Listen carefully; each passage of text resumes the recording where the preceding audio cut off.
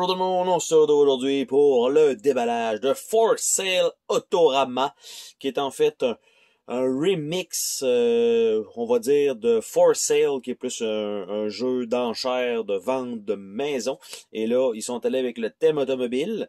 Donc, tout simplement, on va pouvoir enlever le bouchon qui servait à tenir la boîte en angle pour éviter le fameux glare, comme vous voyez ici. Et le derrière la boîte, pas grand chose à se mettre sous la dent en fait. C'est juste dit que c'est un enchère annuel qui a 30 véhicules et on doit faire le plus d'argent possible au bout de ces 30 véhicules. Et donc c'est un peu ça le jeu, 3 à 6 joueurs avec un chien qui se promène en arrière qui fait surtout pas de bruit avec ses griffes. Donc ce qui est bien, c'est qu'on a la petite boîte avec une petite coche ici pour être capable de l'ouvrir parce qu'elle est quand même à la serre.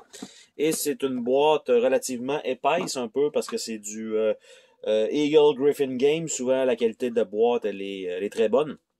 Et donc, ça commence avec un coupon en commençant, donc avec un mini catalogue. Par la suite, on a le livret de règles qui est un carton plié en deux avec beaucoup de texte.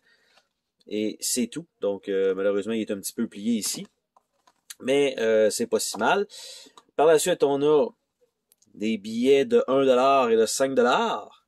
Donc, optionnel. For a tighter fit, donc évidemment, parce que là, les punchboards sont sur le dessus, ben, ils disent de les mettre en dessous du tray pour que ça augmente un peu la base. Donc, il y a ça. Donc, il y a deux feuilles de 1$ et de 5$. Évidemment, c'est des 5000. 1000 et 5000. On a accès à un micro paquet de cartes ici.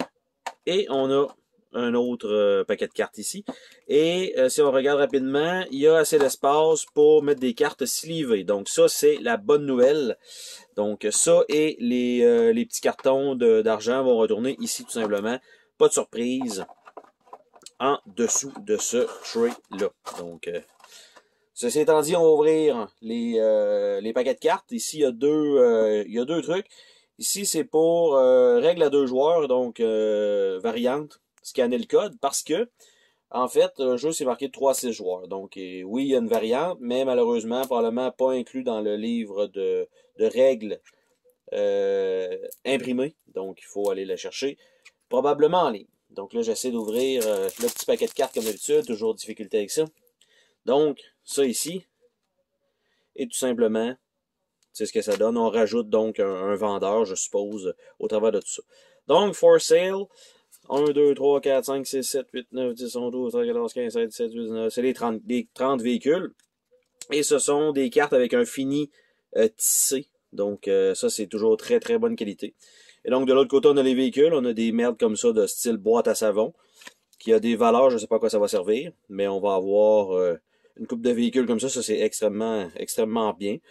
Une petite mopette, un petit 4 roues, un tracteur, une genre de semi-dépanneuse, un vieux taco, une petite véhicule microscopique, un véhicule en train de rouiller. Là, ça commence à être un peu plus intéressant. Moto, caravane d'extermination, une Jeep, une autre voiture un peu plus de luxe, une moto un peu plus efficace, voiture électrique, un plus gros SUV, voiture ultra sport avec une série de pipes et d'ailerons, un Winnebago, un véhicule classique, une limousine, un gros Jeep boosté, un muscle car classique, une Rolls-Royce à peu près, un Optimus Prime, la voiture de Retour vers le futur, un Giga Monster Truck Bigfoot, on a un dragster et on finit par un truc qui vole dans les airs. Et donc, c'est les cartes de 1 à 30 qui est dans ce deck-là. Donc, ce sont les 30 véhicules inclus dans cette boîte-là.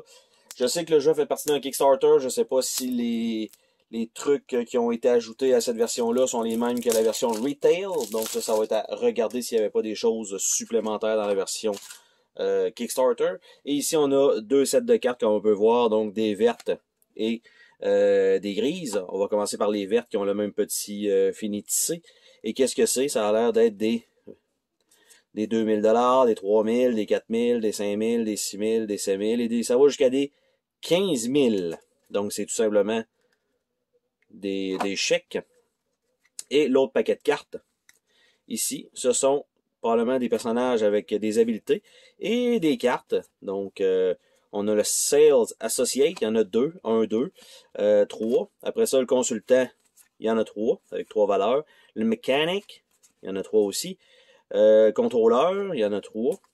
Après ça, le Fleet Manager, donc il y en a 3 aussi. Sales Director, Lawyer, Restoration Specialist, Financial Advisor, General Manager, et c'est tout. Donc, ce sont des habiletés supplémentaires pour le jeu lui-même qui sont inclus à la fin. Donc, ici, chacune des habiletés.